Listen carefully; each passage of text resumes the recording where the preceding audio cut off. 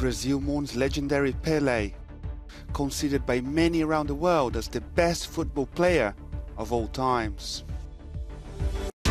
Israel has formed the most hardline government in the history of the state, but critics say it could damage minority rights and deepen tensions with Palestine.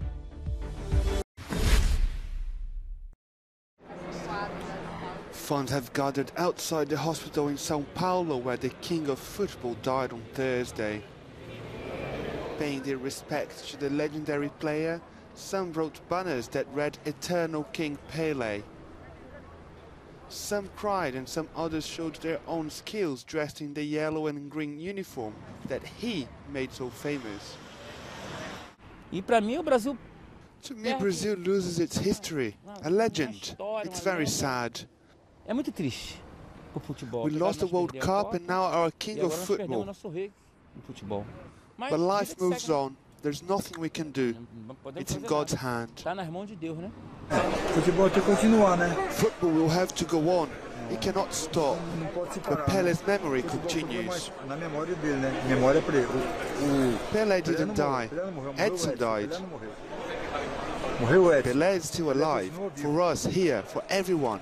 He's still alive. He is eternal. He is immortal. With his big smile and warming attitude, Pelé was adored not only by fans at home, but around the entire world. Treated like royalty wherever he went, the king was arguably the best loved footballer of his or any other generation, the eternal master of the beautiful game. For many in the world, the Brazilian forward known as Pelé was the finest footballer to ever grace the beautiful game. Wherever he went, thousands of fans would follow, hoping to catch a glimpse of the three-time World Cup winner. There have been other mythic players, such as Argentina's Diego Maradona, but in the end, none of them have been as widely revered as Pelé. He began his senior career at Brazilian side Santos, where he would play for almost 20 years, nearly scoring a goal every game on average. He remains the club's top all-time goal scorer, loved by fans new and old. But it was arguably his international exploits for Brazil that were the most memorable. At the age of 16, Pelé had already made his mark on the international stage, scoring his debut against arch-rivals Argentina in 1957. 1 year later, his skills shone through in the 1958 World Cup, clinching Brazil's first title, which they would successfully defend in 1962. He then led Brazil to an unprecedented third triumph in Mexico in 1970. He remains the only man to have won 3 World Cup titles. Officially, he scored 757 goals in 831 games throughout his 20-year career, although Club Santos claim his tally was closer to 1,000 goals.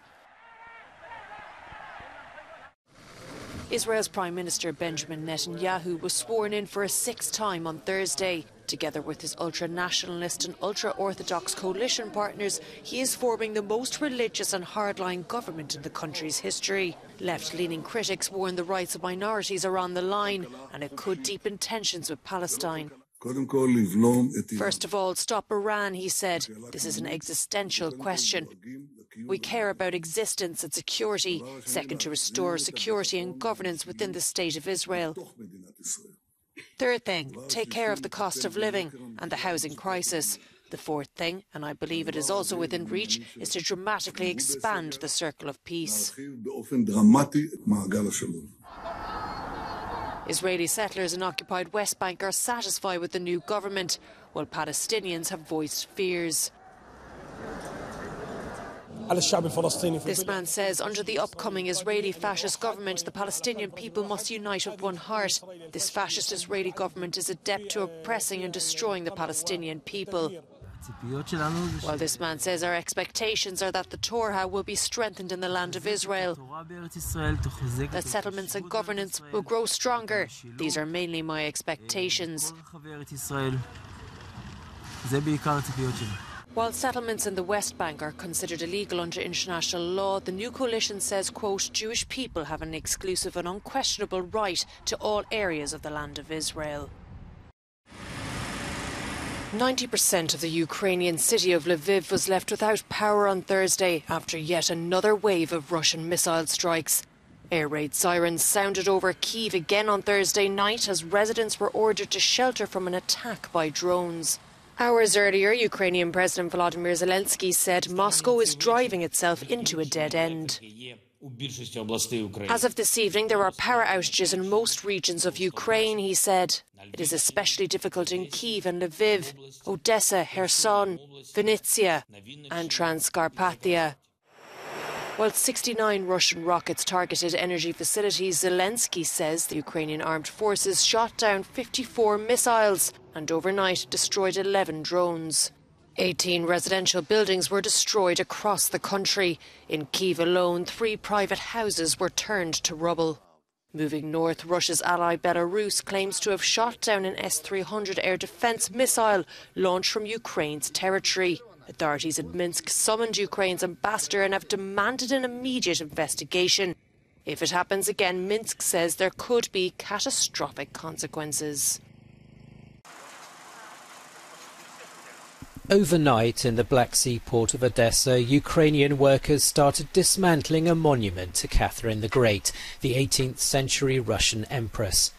226 years after her death, the statue's removal is part of efforts to de-Russify the city. Half of residents backed its removal in an online poll. Others weren't quite so sure. I think that history is history. Of course, what the Russians have done to our Ukraine is not good. But I don't know. I think history should be preserved, whether it's good or bad. Catherine the Great's statue was erected in 1900 but removed by the Soviets in 1920. It was restored to its current position by the City Council in 2007. Russia's relentless destruction of Ukrainian cities this year means the country's leadership is keen to erase any trace of its legacy in their country. It's the 100-year anniversary of the drama theatre in Mykolaiv in Ukraine, but it could not be celebrated on its main stage. The seats here are covered to catch the fragments of the chandelier in the ceiling in the aftermath of Russia's strikes. We can't run events on our big stage under the roof. It's very dangerous, as there are many missiles that hit the city centre. And during the air alarms, we have to go down to the shelter. That's why we run our events in the cellar, where people are already in a safe place.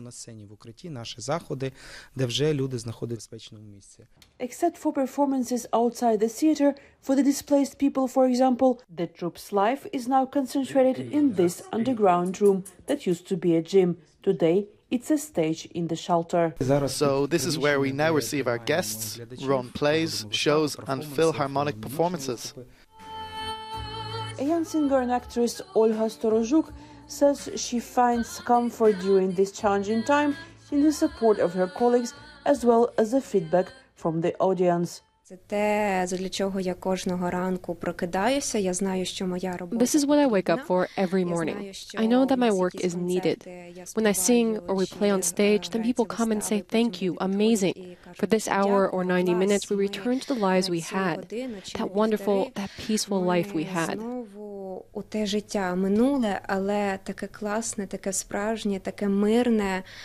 Theatre is not only a distraction, it helps the audience to live the hardships of its frontline life. The separation from loved ones is one of the most challenging. One of the recent plays staged here for family viewing is called The Cat's Refugees. It's an educational story. The cats are like humans. It shows kids how to behave in this difficult situation. When the mischief came to our home, to Ukraine, how to stay calm and help each other. It's not exactly a fairy tale, as what is going on here in our country is not really a fairy tale.